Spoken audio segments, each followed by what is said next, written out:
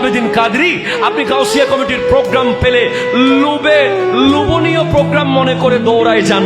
গাউসিয়া কমিটির কথা সব সময় বলেন, যেখানে যাব সেখানে বলবো, মরার আগ পর্যন্ত বলবো, বলতে হবে। কেন? আমি জানি আমার সন্তান যদি আমেরিকায় থাকে আমার আফসোস নাই, আমার সন্তান যদি লন্ডন থাকে আমার টেনশন নাই, আমি মরার পরে যদি আমার আত্মীয় স্বজন পাড়া প্রতিবেশী কেউ না আসে আমার আফসোস নাই, কারণ আমার লাশ যেখানেই পড়ে থাকুক গাউসিয়া কমিটি বাংলাদেশ আমাকে উদ্ধার করতে যাবে। ঠিক কিনা কথা বলে? আমার দু চোখে দেখেছি আমি ঢাকায় একটা লাশ দাফন করেছে, 1 লাখ টাকা নিয়েছে। এরকম বহু সস্তাকে আমি চিনি। আমার গাউসিয়া কমিটির ভাইকে যখন বলা হয় 100 টাকা নেন না, কয় মাদ্রাসায় দেন।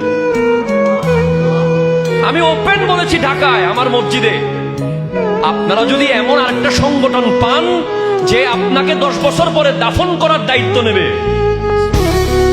আপনার পচা লাশ মেডিকেল থেকে ধুয়ে ধুয়ে নিয়ে আসবে, আপনার মরা লাশ সাগরের মাঝখান থেকে নিয়ে আসবে, এমন সংগঠন পাইলে ওই সংগঠনের মেম্বার হয়ে যান।